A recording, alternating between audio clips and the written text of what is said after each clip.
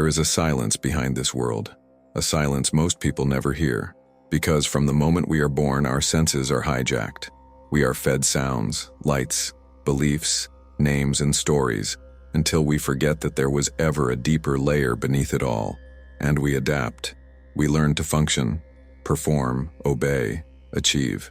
But some of us, we remember, not clearly, not with words, but with something else, a faint echo in the bones, a longing we can't explain, a feeling that something is not quite right with this so-called reality. Have you ever looked at your life and felt like you were living inside a script you never wrote? Like the world around you was a set of costumes and roles, carefully curated to keep something hidden, something sacred, something forgotten? If you've ever felt like you were born with a memory you can't fully access, you are not alone. You are not broken. You are waking up. Because this world is veiled, layered, shrouded in illusions so ancient, so convincing, that entire civilizations have lived and died without ever questioning them. But the mystics, the sages, the initiates, they all knew. They all spoke of it. The Gnostics called it the world of appearances. The Egyptians spoke of the distort, the hidden realm behind form. The Hindus called it Maya, the illusion. And in each of these teachings, there is a common thread. The truth is not what you see. The truth is what is hidden behind the veil. But what is this veil? The veil is not a thing. It is not a wall you can touch. It is a perception, a distortion, a filter placed between you and reality. And not just one, seven veils. Each one more subtle, more cunning, more personal. Each one designed to keep you asleep, not just to the world, but to your own soul. And these veils are not random. They are placed there by culture, by fear, by trauma, by conditioning, by lifetimes of forgetting. They are stitched into the very fabric of how you think, feel, and experience yourself, but they can be removed. And once you begin to lift them, even just the first one, everything starts to change. You begin to see differently. You begin to feel differently. You begin to remember. Not just ideas or concepts, but something deeper. You remember who you were before the world told you who to be. You remember the ancient fire that was always burning within you.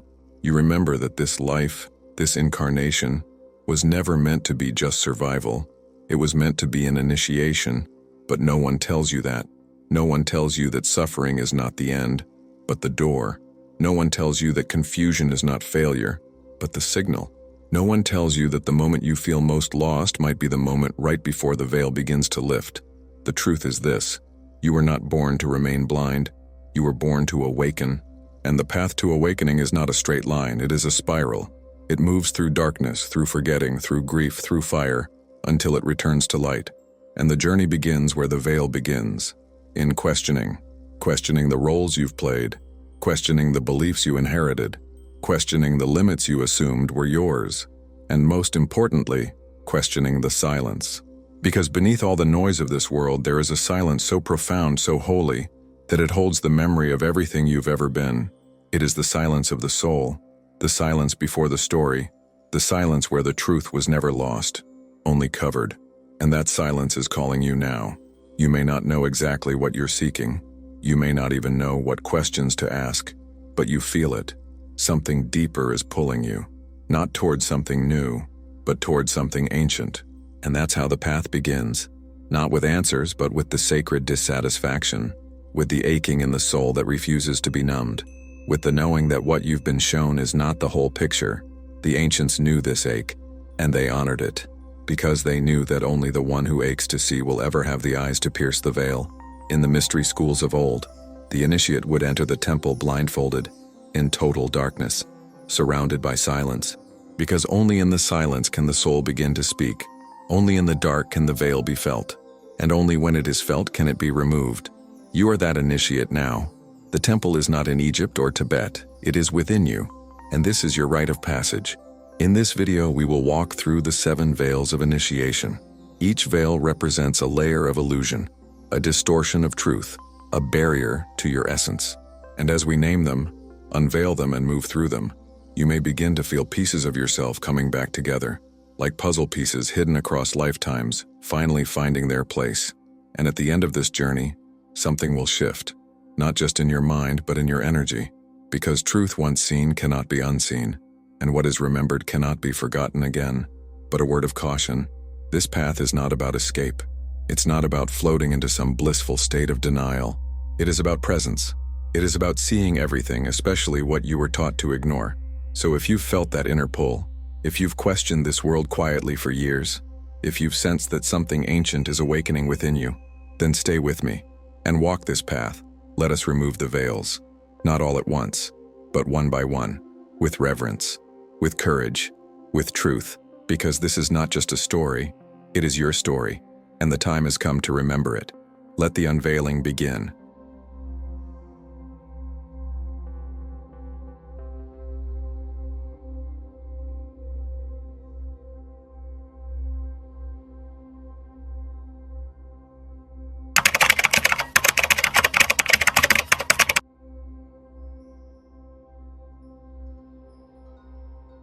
Before there was a name, before there was a face, before there was a body, there was you.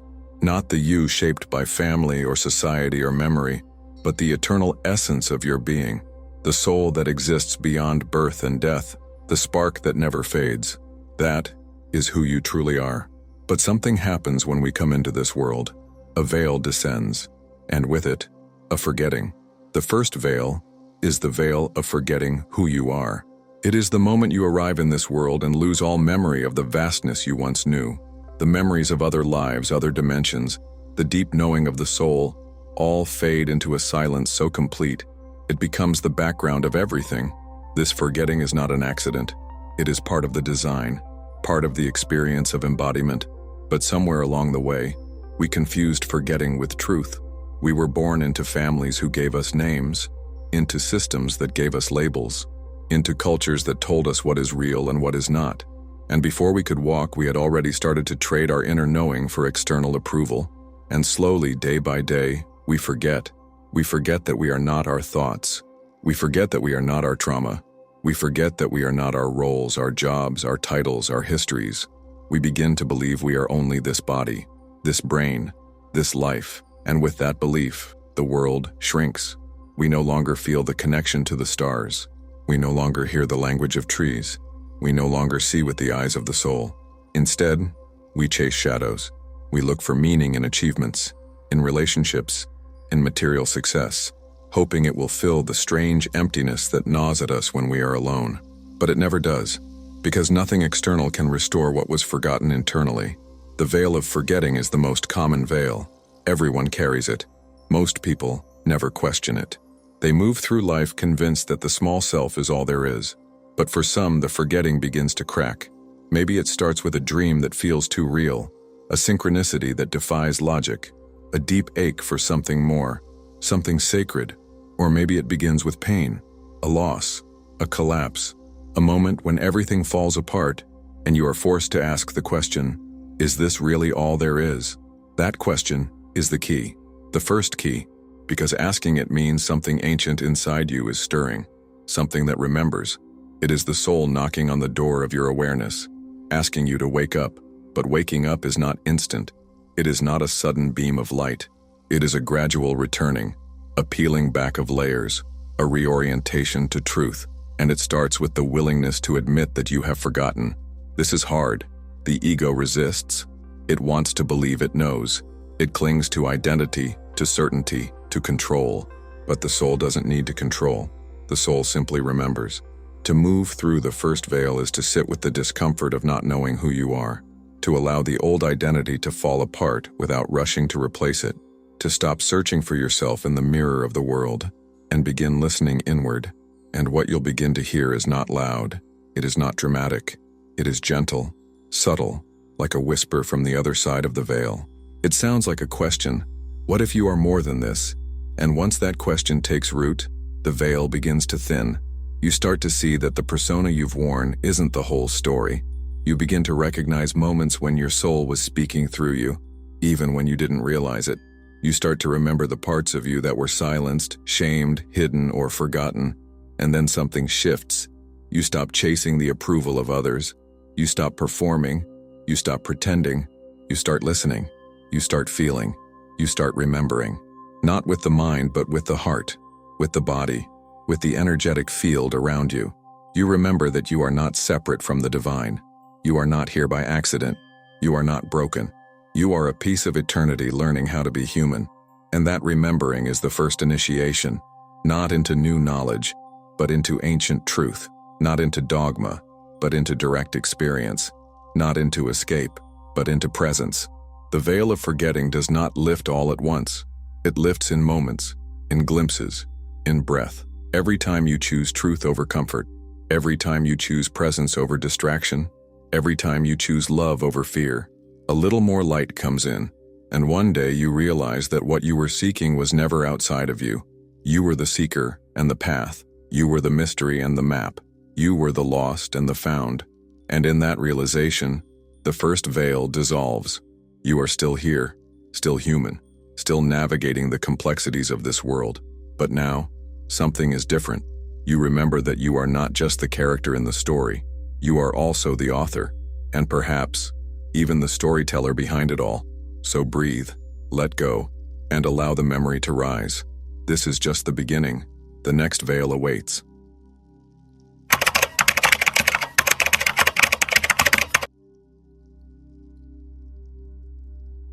Once the veil of forgetting begins to lift, another layer comes into view, thinner but trickier. Not a wall, but a mirror. Not darkness, but reflection. This is the second veil, the veil of identity. The mask we believe is our face. At first it seems harmless. You are given a name, a nationality, a gender, a role in the family, daughter, son, older sibling, younger one. You are told what you are good at, what you are not, what you should do, think, feel, become. It's called personality. It's called self. But is it? As you grow, this identity becomes armor. It protects you. It helps you navigate the world. You learn how to fit in, how to be liked, how to succeed. You create a version of yourself that works, efficient, acceptable, familiar. But deep down, there is a cost. Because every time you had to abandon a truth to be accepted, every time you had to silence a part of yourself to be safe, every time you believed you had to become something in order to be loved, you added another layer to the mask. And the more layers you add, the harder it becomes to breathe. Until one day the mask is all you know. You forget there was ever anything underneath it. You begin to confuse identity with essence. You begin to mistake the image for the soul. But the soul cannot be defined by categories. The soul does not fit in neat boxes. The soul is vast, wild, multidimensional, and it suffers quietly when squeezed into the confines of a false identity. That suffering often shows up as depression, anxiety, restlessness, confusion. Because deep down, you know that something isn't true, but you don't know what. You look around and see a life that may seem perfect on the outside, but inside, it feels hollow. That hollow feeling is the crack in the mask. It's the signal, the invitation. The second veil begins to dissolve when you stop asking, "Who am I supposed to be?" and start asking, "Who am I really?" Not who others need you to be, not who your trauma shaped you to be, not who your culture tells you to be, but the raw, radiant self underneath it all. And this is where the pain intensifies, because to remove the mask means to face everything that built it. You will have to revisit old wounds. The moment you were told you were too much, the moment you were told you weren't enough, the moment you decided it was safer to hide. You will have to grieve the years spent pretending. You will have to mourn the version of you that worked so hard to be loved, even though it wasn't real. And this is the paradox. The mask you created to survive will now feel like the thing suffocating you. But this pain is sacred. It means you're ready. It means you're waking up not just from forgetting, but from pretending. The journey through the second veil is a dismantling, a stripping away, a radical honesty with yourself. You begin to notice the roles you play, how you speak differently around certain people, how you hide your truth to avoid conflict, how you shrink or exaggerate to feel in control, and you start to stop. You pause before you perform. You hesitate before you fake a smile. You begin to speak what's true even if your voice shakes, and little by little the mask cracks. Behind it something glows, something softer, something terrifyingly real. It's you, not the you that pleases or impresses, but the you that simply is. And here's the miracle. As the mask falls, the world doesn't end. You are not abandoned. You are not rejected. Instead, you are met with deeper connections, truer experiences, real love. because the soul can only be loved when it is seen, and it can only be seen when it stops hiding. There is freedom here, but it comes at a price. You will lose the old identity. You will no longer be able to tolerate what once felt normal. You may feel lost without the role to play, but that space is sacred, because it's where your true essence begins to emerge. Not constructed, not forced, but remembered. This is the rebirth, and with it comes clarity. You realize that identity is not who you are, it's what you wear. And just like clothing, it can be changed. Not to please others, but to reflect your inner truth. You are not your name. You are not your past. You are not your roles. You are not even your story. You are the awareness behind it all, the consciousness experiencing it, the soul evolving through it. And that soul doesn't need a mask. It only needs space to breathe. So breathe. Let it fall. The second veil has served its purpose. It protected you once, but now it's in the way. Let it drop, and watch what rises in its place. A new kind of self, one that is whole, one that is true, one that remembers what the world made you forget. And as this self begins to move through the world, you will find others who have also removed their masks, others who speak not with performance but with presence. These are your soul mirrors, your tribe, your reminder that truth attracts truth. The second veil is not just about seeing yourself clearly, it's about allowing others to see you too, fully, unapologetically, without the costume. And when that happens, a new world begins to form, not one built on identity, but on essence, not on performance, but on presence, not on fear, but on remembrance. You are not what you pretend to be. You are what remains when pretending ends, and that is enough.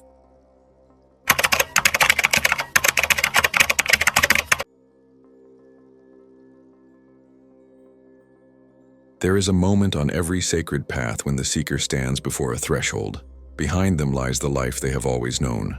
Ahead, the unknown, mysterious, unformed, radiant, and terrifying. And at the edge of that threshold stands a guardian, not a demon, not a monster, but something far more powerful. Fear. This is the third veil, the veil of fear. If the first veil kept you asleep, and the second veil kept you hidden, this veil keeps you small. Because the moment you begin to remember who you are, the moment you begin to shed the false masks, something ancient inside you resists. It whispers, "Stop. Don't go further. You'll lose everything." And in a way, it's right. Crossing this veil means letting go of everything that kept you safe in the old world. The approval of others, the familiarity of roles, the comfort of control. It means stepping into the wilderness of your own soul, with no map, no promises, no guarantees. And that is terrifying. The fear comes in many forms. Fear of being judged, fear of being misunderstood, fear of being abandoned, fear of losing relationships, careers, identities, fear of the unknown, fear of your own light. Yes, your light. Because perhaps the greatest fear is not that you are inadequate, but that you are powerful beyond measure, that your truth will shake the very foundations of your life, that your soul might burn so brightly it will make others uncomfortable. And it probably will. Because truth is disruptive.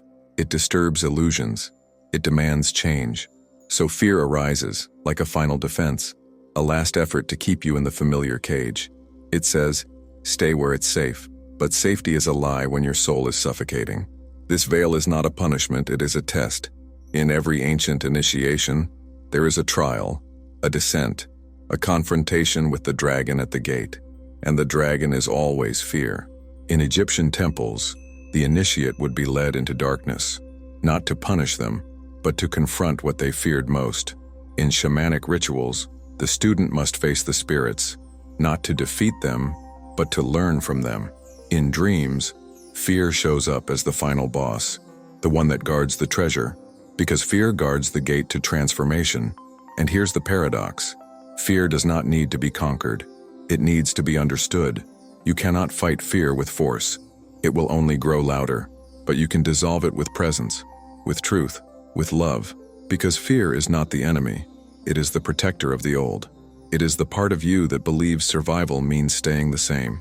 When you meet fear with compassion, when you listen instead of run, you realize something surprising. Fear is not stopping you. You are. Fear only has power when you believe it.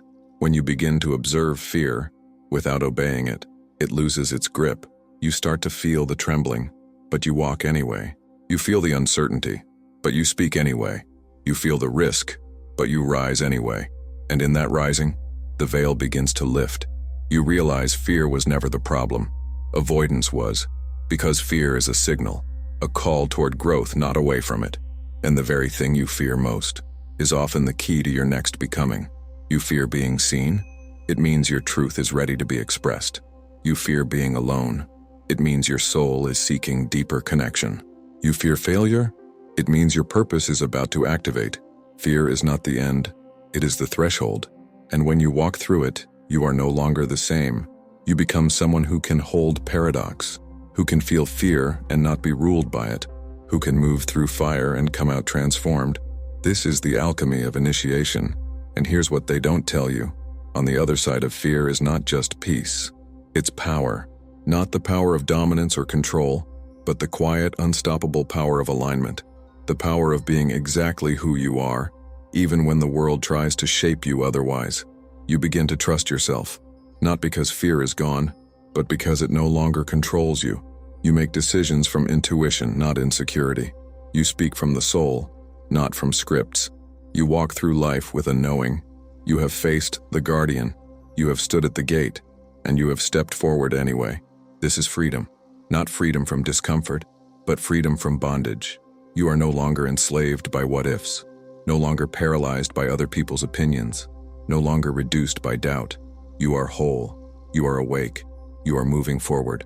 So if you feel the fear rising, let it rise. Breathe into it. Listen to its message.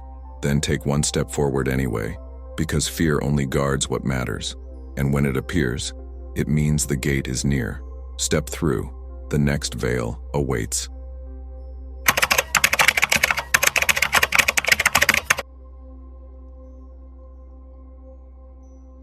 Some veils are thin like mist, barely visible yet powerful. Others are heavy like chains, wrapped so tightly around the mind that we mistake them for who we are. This is the fourth veil, the veil of conditioning. Unlike forgetting, which is passive, and fear, which is reactive, conditioning is systematic. It's slow, clever, invisible, and it begins before you even have language. From the moment you take your first breath, the world begins to tell you how to exist. What is good? What is bad? What is possible? What is impossible? What is acceptable? And what is shameful? These messages are not always spoken aloud. Sometimes they are felt, through the frown of a parent, the praise of a teacher, the rejection of a peer, the silence of a community. And little by little a map is drawn, a narrow corridor through which your energy is allowed to flow. Everything outside of that corridor, labeled as wrong, dangerous, crazy, unrealistic, too much, not enough. So you shrink, you adapt, you learn the rules, and you forget that they were ever rules to begin with. This is the power of conditioning. It hides itself inside your own thoughts. It speaks in your voice. It convinces you that its limits are your nature. You say things like, I'm just not creative. I'm not good with money. I'm not a spiritual person. I could never do that. I'm too sensitive. I'm not enough. Where did these beliefs come from? Who wrote those lines? Who handed you those scripts? You didn't choose them. They were given to you. And you accepted them, because no one told you that you could question them.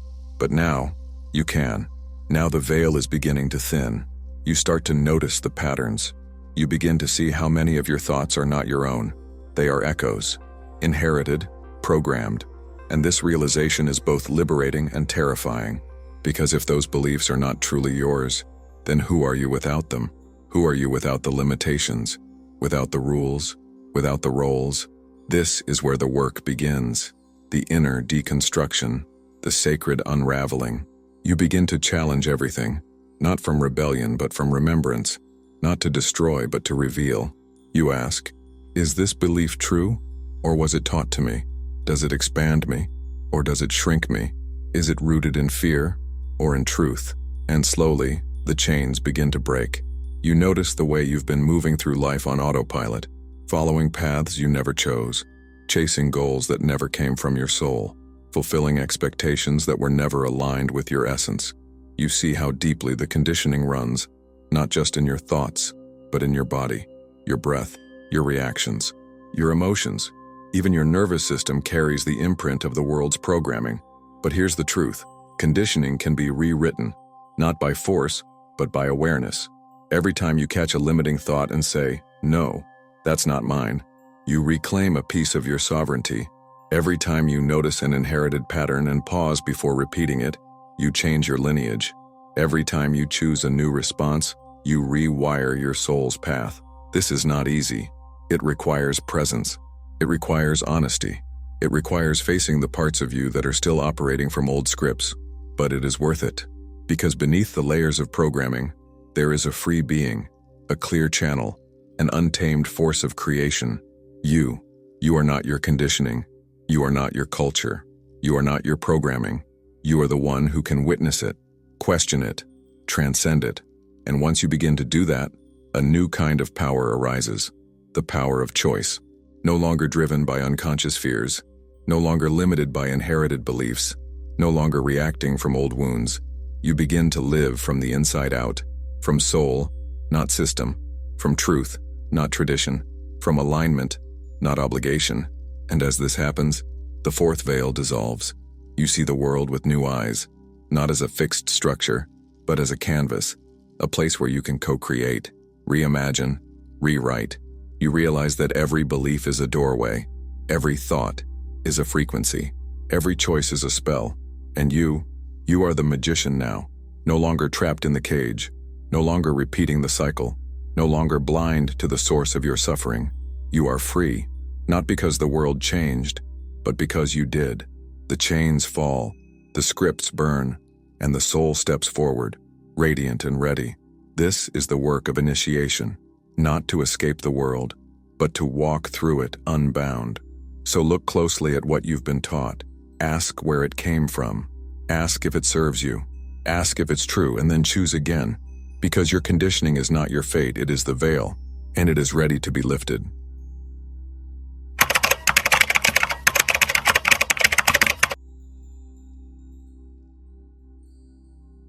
You've started to remember. You've removed the mask. You've faced your fear. You've questioned the programs. And now, the world itself begins to shimmer. This is the fifth veil, the veil of illusion. If the previous veils were personal, this one is collective. It's not just about your mind, your past, or your trauma. It's about everything you've been taught to believe is real. The ancients called it Maya, the dream, the great illusion. And when you begin to lift this veil, you start to see what they meant. Because the world is not what it seems. What you call reality is not absolute. It is a projection, a consensus, a layered construction of beliefs, perceptions, language, and agreements. So convincing, so immersive, that you mistake it for truth. But look closer. The systems you were told to trust, the institutions, the media, the history books, the facts, are not objective. They are stories, curated, filtered, framed, and designed to reinforce a particular version of the world, one that keeps you small, distracted, and asleep. This is not conspiracy. It is psychology. It is mythology. It is spiritual truth. Every culture, every era, has its myths, but we made the mistake of calling ours reality. So we believe that we live in a material world, a world of solid objects, isolated individuals, random events. We are taught that only what we can see, measure, or prove is real. And anything beyond that, intuition, energy, spirit, is fantasy. But what if that's the greatest illusion of all? What if the invisible is more real than the visible? What if the soul is not an accessory to life, but the source of it? What if you are not in the universe, but the universe is inside you?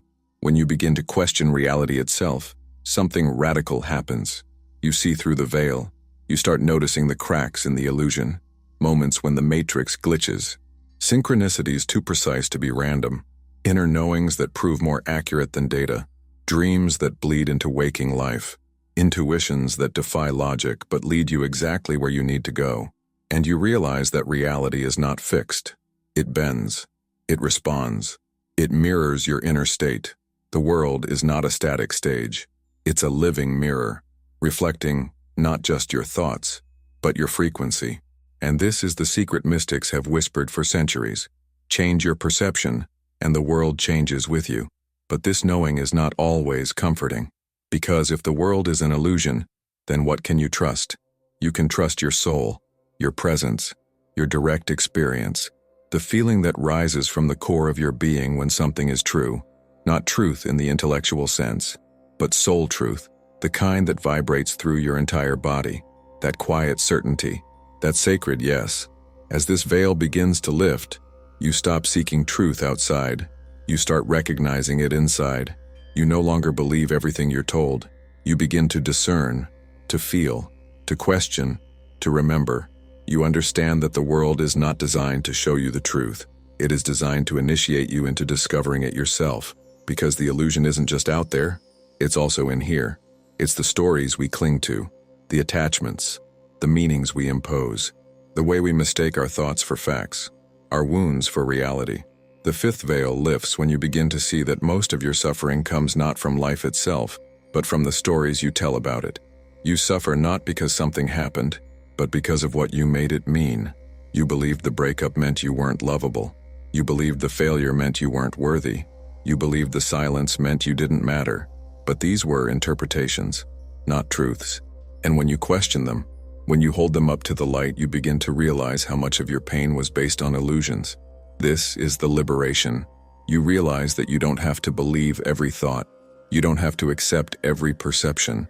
You can reframe, reclaim, remember. You begin to see life not as a fixed reality, but as a dream you're learning to wake up inside. You become lucid, conscious, intentional, and in that state, you can co-create. You can shape your experience not through force but through presence, through alignment, through frequency. This is not fantasy, it's energy. Everything is vibration, everything is resonance, and when your soul is clear, the world reflects that clarity.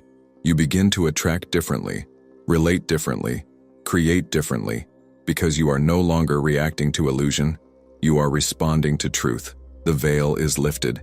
You don't need to escape the world, you only need to see it clearly. You are not here to fit into the illusion, you are here to transform it, to bring light into the dream, to remember that the dreamer is also the creator. So wake up, not in panic, but in presence. Look around and ask, what is real? What is illusion? And what part of me is projecting this? Because once you see through the fifth veil, you understand. Reality is not what you were taught. It is what you remember. It is what you allow. It is what you choose. The next veil awaits, and it is the most subtle of all, the veil of separation.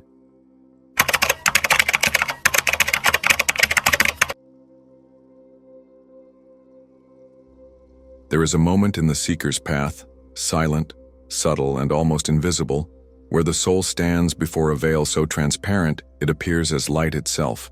A veil not made of darkness, fear, or ignorance, but of something far more deceptive, the illusion of control disguised as spiritual mastery. This is the sixth veil, and it is one of the hardest to see, precisely because it looks like progress. By now the initiate has walked through many inner gates, shed identities, questioned beliefs, faced ancestral pain, broken social conditioning, and seen through the illusion of the material world. And in this shedding, something dangerous begins to happen. The ego adapts. It cloaks itself in spiritual language, dresses itself in sacred rituals, and begins to pretend it is the soul. It whispers, "Look how far you've come. You are almost there. You just need to refine yourself. Just need to cleanse more, meditate more, control more, and you'll be free." But this whisper is not liberation. It is a leash.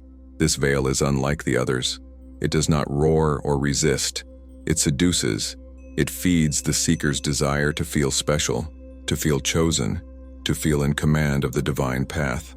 It builds a temple, but forgets to open the doors. It prays for light, but cannot tolerate the chaos through which the light is born. It longs for the sacred, but only on its own terms. At the heart of this veil lies a sacred paradox, that the more we try to control our spiritual journey, the further we drift from its essence. The more we seek to force awakening, the more it slips through our fingers like water. This is the veil that turns the path inward into a performance, where stillness becomes another achievement, where presence becomes another skill to perfect, where surrender becomes another strategy. The lie of control is the final illusion of the ego before it surrenders its crown, And it is terrifying, because beyond it, there is nothing to hold on to. No more techniques, no more systems, no more certainty, just the wild, unpredictable current of spirit.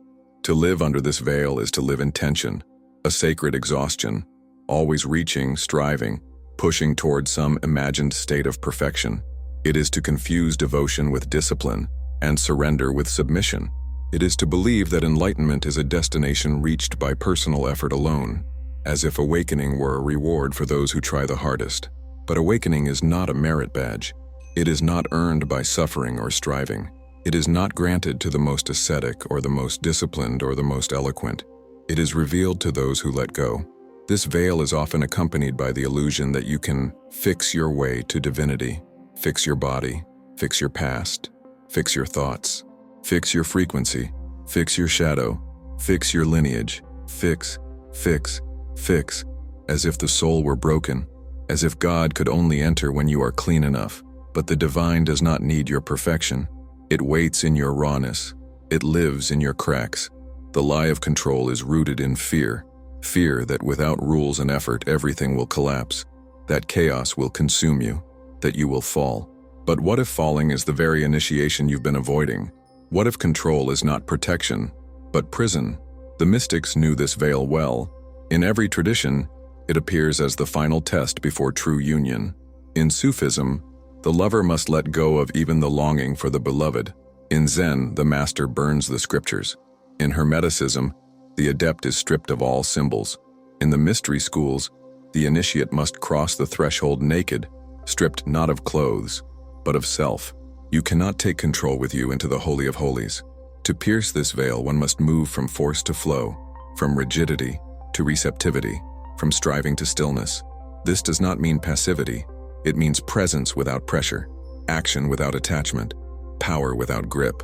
The journey beyond this veil is not one of doing, but of undoing. It is the path of deep trust. Trust that life is intelligent, that your soul is not behind or broken or off course, that even the silence, the waiting, the not knowing is sacred. That grace is not a product of effort, but a mystery beyond effort. When you release control, what remains? Only breath, only being, only the quiet heartbeat of the infinite, already within you. The lie of control teaches that you must reach higher to be worthy of heaven. But the truth is, heaven descends when you stop reaching. It arrives in the spaces where you release your grip, where you exhale the performance, where you rest in the sacred mess of what is. There is nothing more terrifying to the ego than not being in charge, but there is nothing more liberating to the soul than remembering it never had to be. So, the sixth veil falls, not with a battle, but with a breath, a sacred surrender, a loosening of the fist around your path, a softening of the voice that says, I must do more, a holy stillness that whispers, I am already held. And in that stillness, something ancient awakens, not as a goal, not as a prize, but as a presence, uncontrolled, unpredictable, untamable, and infinitely free.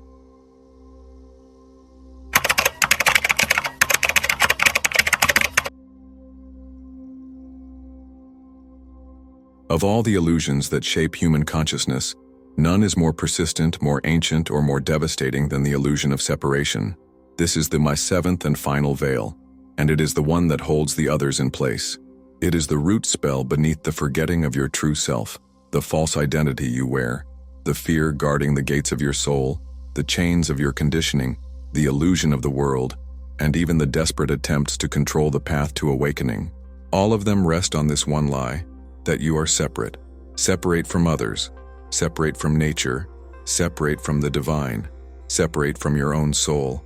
It is this illusion, this wound, that births every form of suffering. It is the veil that fractures the world. But what makes it so powerful is that it doesn't present itself as a dramatic, obvious deception. No, its genius lies in its subtlety. It weaves itself into the most mundane experiences of life. It hides in plain sight.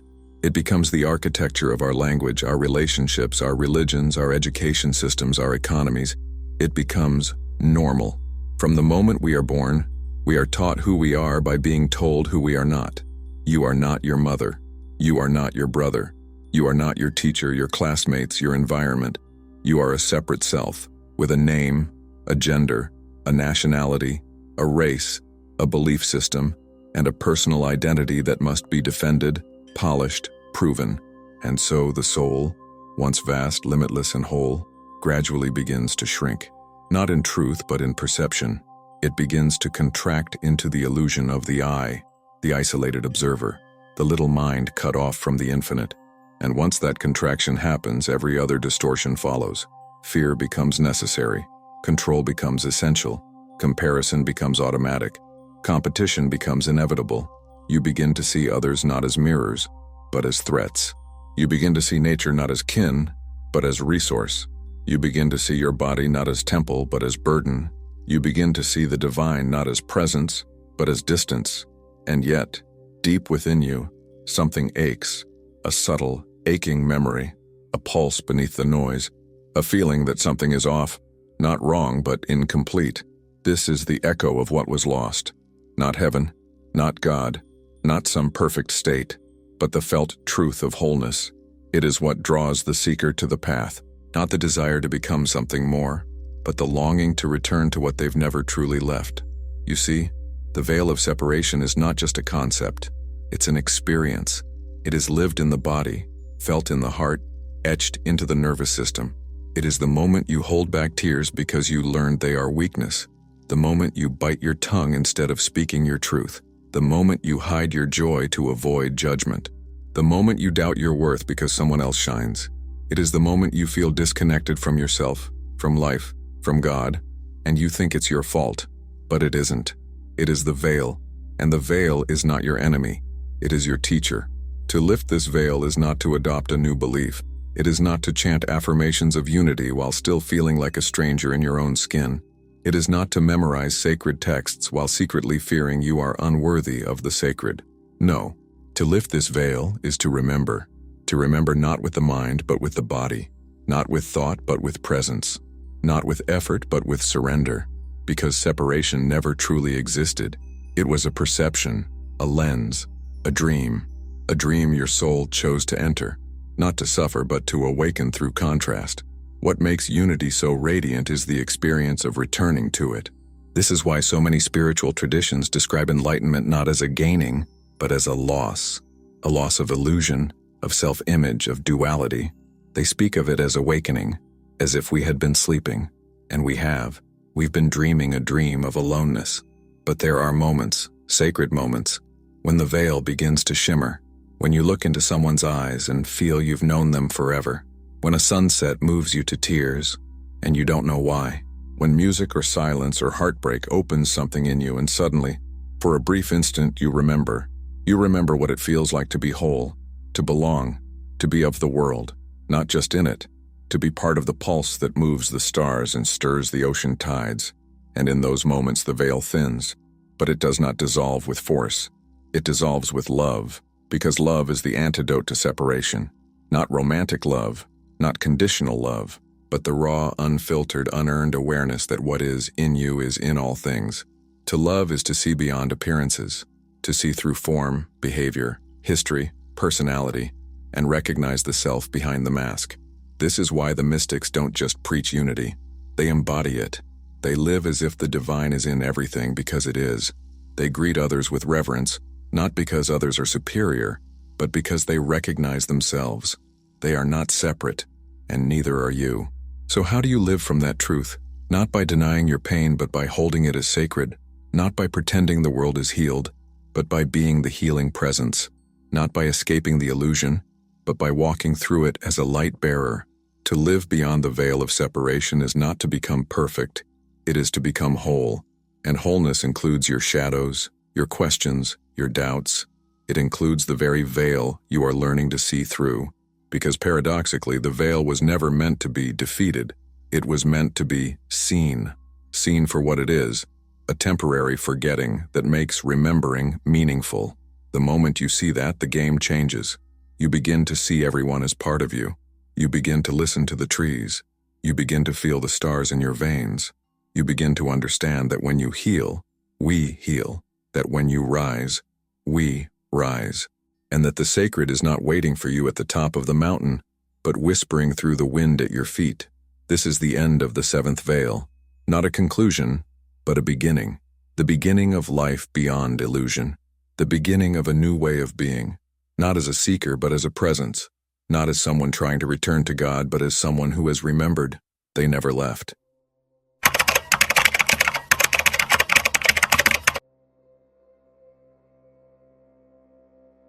There is a moment after the final veil falls that is unlike anything that came before it. It is not a crescendo, not an explosion of light, not a cosmic celebration. It is quieter than that, more subtle. It arrives not with fire, but with stillness. Not with answers, but with a question that is so familiar, so intimate, so ancient, that it doesn't even need to be spoken. The question is presence itself. It comes as a soft recognition, a breath, a space that feels vast and close at once. A realization not of something new, but of something that has always been true. You realize you are home, not in a place, not in a belief, but in a presence that has always surrounded you, moved through you, waited for you. A presence that never left, only waited behind the veils. A presence that remained steady while you wandered, watching lovingly as you searched for it in people, in rituals, in sacred texts, in distant stars and ancient stones. And all the while, it was here, in your own breath, in your own being, in your own heartbeat. This is the return. But to call it a return is not entirely accurate, because you were never actually gone. You only believed you were. The veils didn't take you away from the divine. They only dimmed your sight. They only whispered a little too loudly and you forgot the sound of your own soul. And now, in this space beyond the seventh veil, you remember, not with the mind, but with the whole of your being. You remember the unity before form. You remember the vastness that lives within you. You remember that the sacred is not something to be reached. It is something to be revealed. And you remember that your journey, with all its pain, confusion, seeking, stumbling, forgetting, it was never a detour. It was the path. Every veil you passed through carved depth into your soul. Every illusion you pierced taught you to see more clearly. Every loss prepared you to receive something greater. Every moment of despair stretched your heart wide enough to hold the light. And now, there is no need to reach anymore. No need to try to become more, to purify harder, to fix what was never broken. There is only the soft, sacred act of being, of breathing with awareness, of walking with reverence, of listening with your whole body, of loving without trying to possess. From here, you begin to see the world differently, not because the world has changed, but because your eyes are no longer veiled. You see the divine not as a distant power, but as the essence of all things. You see people not as separate beings to be judged or feared, but as mirrors of the One. You see the earth not as a resource to be consumed, but as a living, breathing, conscious being. Your mother, your sibling, yourself. You begin to live in alignment with something greater than thought, greater than identity, greater than control. You begin to live from the quiet flame of your soul. And this flame does not need to be loud. It does not need recognition. It does not need to convince or convert. It simply shines. It simply is. And in its warmth, others begin to remember too. This is the sacred responsibility of those who pass through the seven veils. Not to preach, not to lead, not to teach, but to embody. To walk as a living invitation. To be so present, so rooted, so real that others feel something in themselves stir when they are near you. A memory, a longing, a truth. And this embodiment does not require perfection. In fact, it cannot coexist with it. It requires humility. It requires vulnerability. It requires the willingness to be human and divine at once, to make mistakes and keep loving, to feel pain and keep opening, to face darkness and still choose light. Because enlightenment is not the escape from life. It is the full embrace of it. It is standing in the middle of chaos and not forgetting who you are. It is witnessing suffering and not closing your heart. It is seeing illusion and not needing to fight it, only to see through it. And that is what you now carry. Not just knowledge, not just insight, but a way of being, a way that blesses everything it touches, not through effort, but through presence. And now, you begin to live from that place. You may still feel fear, you may still forget, you may still grieve, but now you know that none of it separates you from the sacred. Now you know that every breath is a doorway, every moment is a portal, every ordinary thing is radiant when seen through the eyes of remembering. This is not the end of the journey, it is the beginning of a new one. A journey without veils. A journey without masks. A journey where the sacred is no longer something you seek, but something you carry. And as you walk this path, know that you are not walking it alone. There are others. Others who are waking up. Others who are remembering. Others who are shedding the veils one by one, quietly, courageously, reverently. And together, we are weaving a new world. Not by force, not by strategy, but by presence, by truth, by love. So if your soul has stirred during this journey, if something ancient has awakened in your chest, if something quiet has begun to burn in your belly, if something familiar has returned to your heart, then trust that. You are not imagining it. You are not overreaching. You are remembering. And if you feel the call to keep walking, if you feel the invitation to keep unveiling, to keep deepening, to keep walking this spiral path of awakening, then you are welcome here, not to follow, not to agree, not to be perfect, but to remember, together. Because every soul that remembers helps the whole remember. Every veil that falls in one being makes the light brighter for all. Every act of truth, every breath of presence, every step of courage echoes through the field and makes the way a little clearer for someone else. This is how the world changes, not with a bang, but with a remembering, 1,000 silent awakenings, 1,000,000 unseen unveilings, a quiet rising from within the dream. So if you are still here, still listening, still breathing with us on this path of mystery, take one more step. Join us in this remembering, and if this journey through the 7 veils touched you, stay close. Let's keep walking. Let's keep unveiling. Let's keep breathing the sacred back into everything. Subscribe to Mystic Atlas if your soul feels called, not to be fed, but to be mirrored, not to consume, but to co-create, not to escape the world, but to illuminate it. Because the veils are lifting, and the world is remembering, and you are part of it. You always have been. Now you know.